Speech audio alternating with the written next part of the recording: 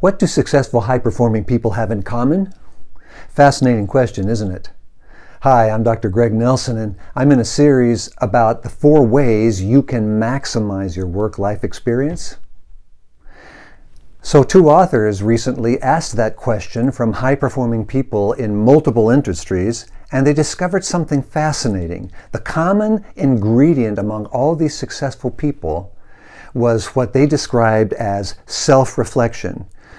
The intention and the ability to sit still long enough to reflect on themselves, on who they are, what makes them tick, what are their strengths, what is the process they need that is the most effective process for doing their best work. They also discovered that along with self-reflection, it led to what they called a rigorous self-evaluation.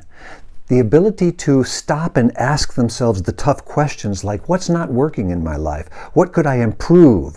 What are some blind spots that I have? Who can I pull into my orbit to help me with this process? And so forth. They illustrated with Martina Navratilova. You've heard that name perhaps. She was known as the best female tennis player of her era. She prided herself on her natural abilities as a tennis player. She went into a match in 1984 with Chris Evert, who was the U.S. champion, and ended up losing that match. She was devastated and she was completely surprised because she believed to her core that she was a better tennis player than Chris Evert. So what did she do? She could have given up in despair. She could have just looked at her game and said, well, I just need to tweak a few things because in the end, I'm really the best on the circuit.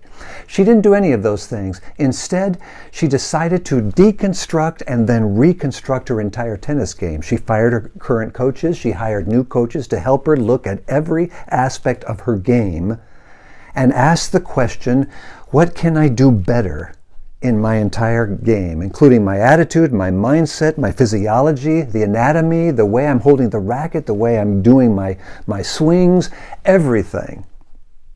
She took 1 year to do this while she was off the circuit.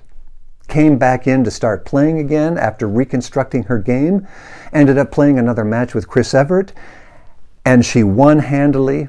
And from that moment on, she went on to become the best female tennis player of her era. The authors say that this is what it takes for people who want to be effective on a higher level. They have to stop with intentionality long enough to do the work of self-reflection and the work and difficult challenge of self-evaluation. So I want to ask you the question today. When's the last time you actually stopped long enough in your busy schedule to do some self-reflecting, to ask yourself, so who am I? What are my strengths? What is my personality? Am I living in alignment with the human design that I have been given? Because when we are out of alignment with that human design, we lose energy, we don't have as much joy, we're not as effective. But when we come into alignment, we have more burnout and stress. When we come into alignment, then we're in this flow, as many researchers describe it, many experts. We're in this zone of genius for ourselves. But I can guarantee you that this does not just drop out of the sky, this ability to be effective and high-performing and successful in what we want to do. It takes intentionality on our part. And that's what these researchers have discovered. The people who are doing it are the ones who are being intentional and carve out in their busy lives time for this reflection. In my book, The Strategic Stop, Taking Back Your Life in a World Obsessed with Busyness, I talk about CEOs and other high-performing successful people in their careers who are prioritizing this kind of self-reflection. And it's fascinating to read. You could read about it in my book where I compile a bunch of resources telling stories about these successful people. And the nice thing about this is everyone doesn't use the same approach.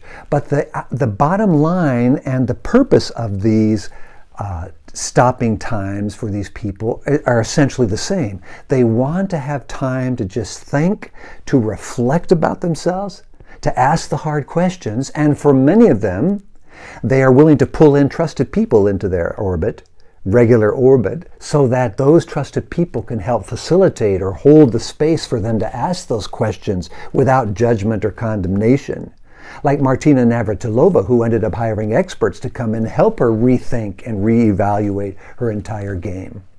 The most successful people are those who intentionalize and prioritize self-reflection that then leads to a rigorous self-evaluation. So how are you doing? Do you find in your busy schedule, and hey, let's face it, we all have busy schedules, that you're able to set aside some time? Maybe you have a favorite location at the office or even at home before you go to the office or after you come home from the office. A place that just when you go into it, you begin to calm, your spirit starts calming, and you're more susceptible to thinking new thoughts, to reflecting, being honest with yourself. Maybe you're like me and you have an accountability partner. I have a best friend who has been my partner for reflection and evaluation for almost 25 years now. We both talk about how we would never imagine doing life without this kind of experience. Every week we're on the phone for an hour and a half and we're asking each other questions about each other's lives. We're holding up a mirror to each other so that the person can see themselves, that we all have blind spots. Sometimes it's helpful for another person to be able to show us the mirror and say, hey, have you considered XYZ? I would not want to live my life without that kind of experience. Do you have someone like that you can pull in to help you with this process of self-evaluation and self-reflection? I guarantee you, if you're willing to prioritize and intentionalize this, it will be a life-changing game changer for you, because there is no way for us to achieve our zone of genius where we are in the flow doing things we never thought possible without the intentionality, the strategic attention to self-reflection and self-evaluation. I challenge you, if you're not doing it already, to carve out this time and begin the process. Thanks for watching and thanks for listening.